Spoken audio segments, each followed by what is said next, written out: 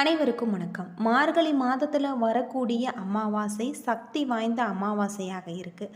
இந்த அமாவாசை நேரத்தில் நாம் மாலை பொழுதில் ஒரு பூஜையை செய்யும்போது நம்முடைய வாழ்க்கையில் இருக்கக்கூடிய அனைத்து விதமான பிரச்சனைகளுக்கும் தீர்வு கிடைக்கும். இதை பற்றி முழுமையாக தெரிஞ்சுக்கலாம். மார்கழி மாத அமாவாசை நம்பிக்கையுடன் இந்த பூஜையை நாம் செய்யும்போது நம்முடைய வேண்டுதல்கள் அனைத்துமே நிறைவேறும். வாங்க வீடியோக்குள்ளே போகலாம். வீடியோ ரொம்பவே பயனுள்ளதாக இருக்கும். அதனால் வீடியோவை கடைசி வரைக்கும் ஸ்கிப் பண்ணாமல் பாருங்கள். இது வரைக்கும் நம்ம சேனலை நீங்கள் இன்னும் சப்ஸ்கிரைப் பண்ணலைன்னா மறக்காமல் சப்ஸ்கிரைப் பண்ணிவிடுங்க. வாங்க வீடியோக்குள்ளே போகலாம். ஒவ்வொரு மாதங்களிலுமே வரக்கூடிய அமாவாசை தினம் பல்வேறு சிறப்புகளை கொண்டிருக்கு. அந்த வகையில் மார்கழி மாதத்தில் வரக்கூடிய அமாவாசை என்பது பித்ருபட்சத்திற்கு இணையான அமாவாசையாக சாஸ்திரத்தில் சொல்லப்பட்டிருக்கு. அப்படியாக இந்த 2025 மார்கழி அமாவாசை சிறப்பு வாய்ந்ததாக இருக்குது. இந்த நாட்களில் நம்முடைய வீடுகளில் இறந்த முன்னோர்களுக்கு தர்ப்பணம், சித்தாந்தம் போன்றவை செய்வதும் அவர்களுடைய ஆன்மா சாந்தி அடைய உதவுவதோடு நமக்கு அவர்களுடைய முழு ஆசீர்வாதமும் கிடைக்கும். அப்படியாக இந்த மார்கழி அமாவாசை தினத்தை நாம் தவற விடாமல் நம்முடைய வாழ்க்கையின் முன்னேற்றத்திற்காக சில முக்கியமான விஷயங்களை செய்தால் நிச்சயம் நல்ல பலன்கள் கிடைக்கும் என சொல்லப்படுது. மார்கழி மாதம் என்றாலே குளிர் நிறைந்த மாதம். அந்த குளிரில் இருந்து நம்மை பாதுகாக்கும் வகையில் ஏழை எளியவர்களுக்கு நம்மளால் முடிந்த பொருட்களை நம்ம தானமாக கொடுப்பது மிகவும் நல்லது நடக்கக்கூடிய ஒன்றாக இருக்குது. அமாவாசை அன்று ஆறு, கடல் போன்ற நீர்நிறைகளில் நீராடி தர்ப்பணம் கொடுக்க வேண்டும். ராகு காலை, யமகண்டம் ஆகியவை தர்ப்பணத்திற்கு பொருந்தாது. மதிய வேலை தர்ப்பணம் செய்ய மிகவும் உகந்தது. தர்ப்பணம் கொடுக்கும்போது தங்களுடைய கோத்திரம், குலதெய்வம், 3 தலைமுறைகளுடைய பெயர்களை அறிந்து கொள்வது அவசியம். தர்ப்பணம் செய்த பிறகு வீட்டிற்கு திரும்பி வந்து மறைந்த முன்னோர்களின் படத்தை சுத்தம் செய்து வடகிழக்கு திசையில் வைத்து தெற்கு பார்த்து சந்தனம், குங்குமம் இட்டு துளசி மாலை சாத்த வேண்டும்.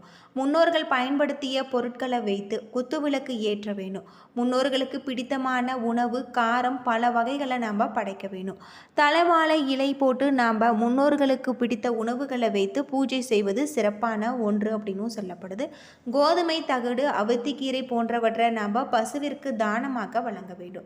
பித்ரு தர்ப்பணம் செய்ய முடிக்கும் வரை வீட்டில் தெய்வ சம்பந்தமான பூஜைகளை ஒத்தி வைப்பது விட்டு பித்ருகளுக்கு தர்ப்பணம் செய்து முடிந்த பிறகு தினசரி செய்ய வேண்டிய பூஜைகளை நாம் செய்யலாம்.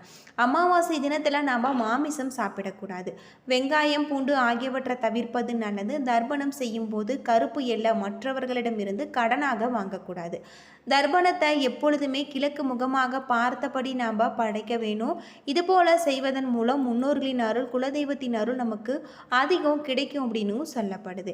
முன்னோர்களுக்கு சித்தாந்தம் செய்வதற்கு பித்ருதோஷம் எனப்படும். ஒருவேளை அதிகம் புண்ணிய பலத்தால் ஒருவன் தன்னுடைய வாழ்க்கையில் பித்ருதோஷத்தை அனுபவிக்காமல் போகலாம். ஆனால் பித்ருதோஷம் அவனது வம்சத்தினரை பாதிக்கும்.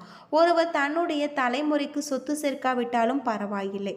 முன்னோர்களுடைய சாபத்தை நாம் செலுத்தக்கூடாது. அவர்களுடைய அமாவாசை இன்று முன்னோர்கள் ஆன்மா சாந்தியாக செய்யப்படும் திதி தர்ப்பணம் பூஜையானது நம்முடைய வம்சாவளியினருக்கு பெரிதும் நல்ல ஒரு பலன்களை தரும்.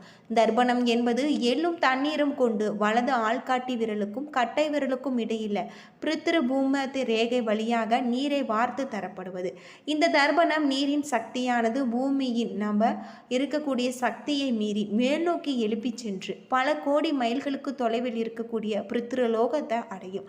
தை அமாவாசை என்று மிகவும் சக்தி வாய்ந்த நாட்களில் இது போல செய்யலாம்.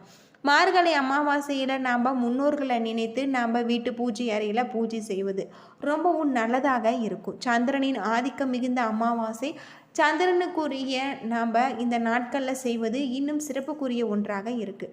பொதுவாக அமாவாசை நாட்களில் இது போல் செய்து வருவதன் மூலம் நம்முடைய வீட்டில் இருக்கக்கூடிய அனைத்து விதமான பிரச்சனைகளுக்குமே தீர்வு கிடைக்கக்கூடியதாக இருக்குது. அமாவாசை என்பது முன்னோர்கள் வழிபாட்டுக்கு உரிய நாள் என்பது அனைவருக்கும் தெரியும்.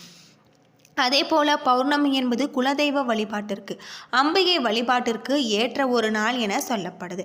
அமாவாசை என்று முன்னோர்களை வழிபடுவது, குலதெய்வத்தை வழிபடுவது சிறப்பு. அமாவாசையில் வீட்டில் குலதெய்வ வழிபாடுவதால் ஏற்படக்கூடிய நன்மைகள் என்ன அப்படிங்கிறத தெரிந்து செய்வதும் நல்லது. ஒவ்வொரு அமாவாசை என்றுமே இந்த பிரபஞ்சம் முழுவதுமே விசேஷமான சக்திகள் நிறைந்து காணப்படுவது என்பது நியதி. அமாவாசை போல பிரபஞ்ச பௌர்ணமி நாட்கள்லையும் பிரபஞ்ச சக்தி வாய்ந்ததாக இருக்குது. அமாவாசை தினத்தில் நம்ம முன்னோரை நினைத்து பூஜை புனஸ்காரங்கள் செய்வதன் மூலம் நம்முடைய வீட்டில் வறுமை எப்பொழுதுமே இருக்காது. முன்னோர்களின் அருள் நமக்கு எப்பொழுதுமே இருந்து கொண்டு தான் இருக்கும். அந்த வகையில் மார்கழி அமாவாசை நேரத்தில் நாம் மாலை நேரத்தில் வீட்டில் தீபம் ஏற்றி குலதெய்வத்தையும் முன்னோரையும் நினைத்து வழிபாடும் போது நம்முடைய வாழ்க்கையில் இருக்கக்கூடிய அனைத்து விதமான பிரச்சனைகளுக்கும் தீர்வு கிடைக்கும் அப்படின்னும் சொல்லப்படுது. இதுபோல் நாம் செய்து வருவது நம்முடைய வாழ்க்கையில் வறுமையும் இருக்காது. அது மட்டும் இல்லாமல் முன்னோர்களின் அருள் நமக்கு கட்டாயம் கிடைக்கும் அப்படின்னும் சொல்லப்படுது. பொதுவாக மார்கழி மாதத்தில் வரக்கூடிய இந்த மாதம் புண்ணிய மாதமாகவும் இந்த அமாவாசை சிறப்பான ஒரு அமாவாசையாகவும் சொல்லப்படுது. மார்கழி மாதம் என்பது தெய்வீக மாதமாக இருக்குது.